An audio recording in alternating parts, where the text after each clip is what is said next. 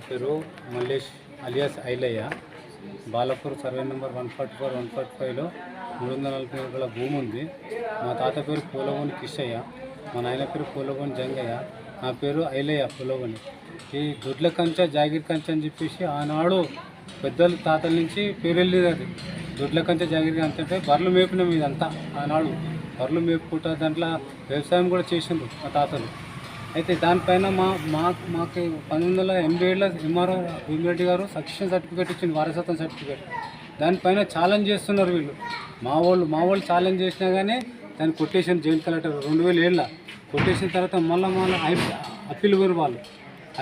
Appeal పోతే వాళ్ళు CRP 436 2008లో మళ్ళీ హైకోర్టులో 2008 నుంచి 2013 దాకా కేసు నడిచింది.